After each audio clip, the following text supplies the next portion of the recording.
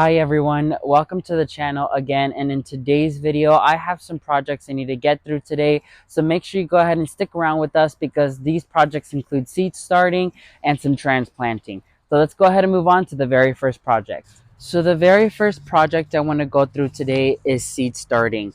I have 5 seed varieties in particular I want to start because I want to add some color, some vibrant vibe into the garden, especially since when it comes to food forestry, there's not a lot of color since it's mainly only your soft blues, your light greens, your dark greens.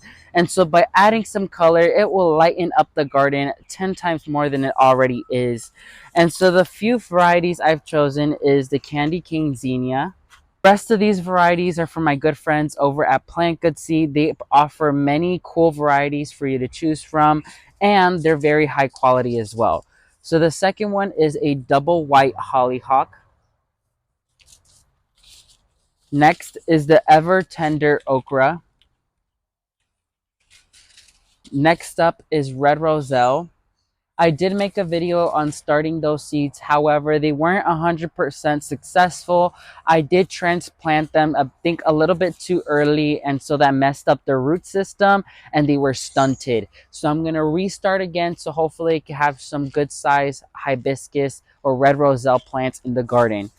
Finally, I have the Jing orange okra, which is this vibrant reddish orange, almost like a bloody orange color. And I really love these because, one, my neighbor really loves okra. Two, the flowers are very pretty, so it will look very pretty in the garden, and it will uplift the visual effects of the garden as well. So these are all 5 of the varieties I would like to start today, and I will be planting them in pea pellets since it is the easiest way for me and it's more affordable in that way. And so I am super excited that I'll be able to plant these and have them out in the garden. So let's go ahead and go through and plant these seeds.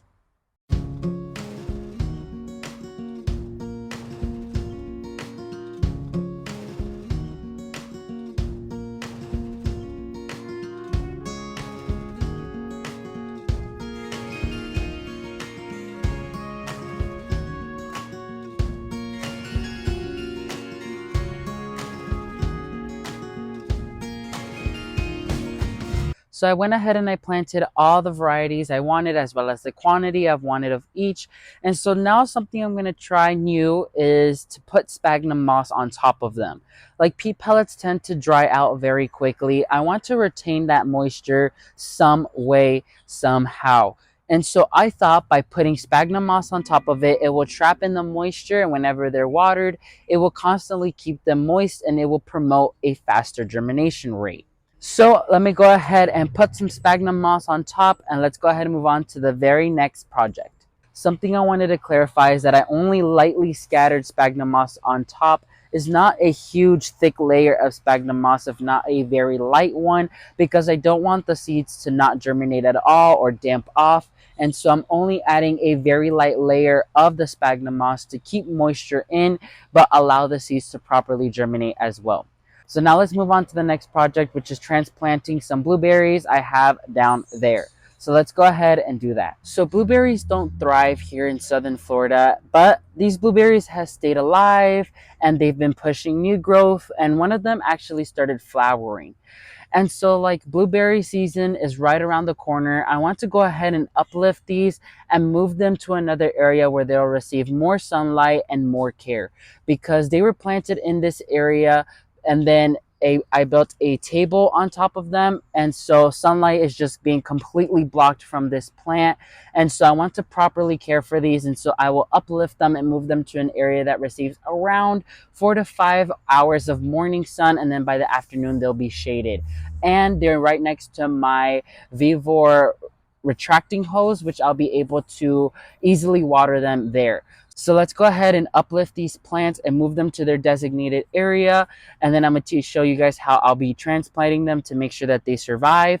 And then let's go ahead and water everything at the end of this video. So I went ahead and I transplanted my blueberries. However, something I noticed is that they weren't rooting at all. There's 2 things that could be a possibility of why this is happening. 1, it's not liking its area and it's not wanting to root out whatsoever. 2, it is root bound and it is not gone out of that cycle of its nursery container. And so I gotta amend the soil very, very well if I want this to start rooting out and constantly giving me fruit. I have a few amendments I'm gonna add to this soil to improve the quality and make sure my blueberry is in a good area and can start rooting out. First things first is I'm gonna add new soil to the hole, because that's gonna kind of rejuvenate the soil that the blueberry is gonna be planted in, because it's not gonna be sandy like the native soil here in southern Florida. So first step is to add new soil. Second is to add your starter fertilizer. I have Vermistera earthworm castings, which is black gold for food forestry, and so I'm gonna add about 2 handfuls of that into my soil. Next, I'm gonna add about a handful or 2 of perlite to increase drainage. Same goes with coco coir. It's to retain a little bit of moisture, but mainly to go ahead and offer well drainage. And finally, to keep the blueberry constantly moist, I'm gonna add just a slight handful of sphagnum moss. Now I'm gonna go ahead and mix this up. So I'm gonna go ahead and mix new soil with my native soil so we could top dress this blueberry plant so it can start rooting. So that's how I transplant my fruits or plants. That's how I properly transplant them. Now let me go ahead and do that with the pink lemonade blueberry.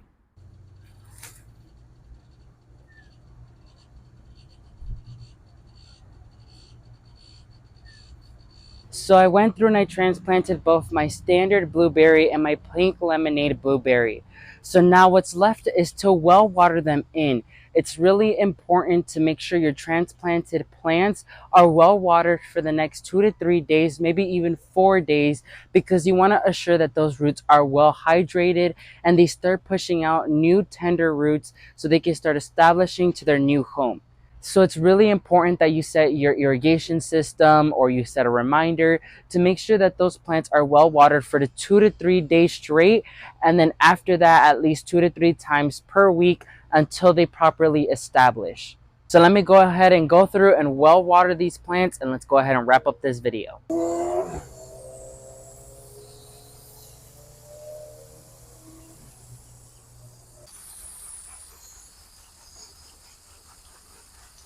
So I went through and I completed both projects I wanted to do today, which was seed starting 5 varieties I chose to get a jump start because I would love to have some color in the garden. Second is I did a transplant of 2 blueberry plants that needed my attention. Now they are relocated and put in a place that they will receive more sun and more attention, which means more fertilizing, more watering. I'm really excited that I got those projects done. I've been packed with schoolwork as well as business work, and I've just been wanting to get my hands in the dirt and continue my garden here in my very own backyard. As you all know, I'm transforming it to be a new food forest, and so I'm really excited to do that.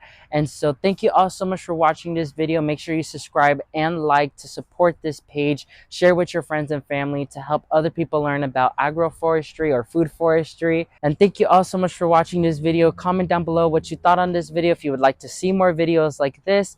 And may God bless you and your entire family, and never forget to grow big, ultimate gardeners. Bye everyone.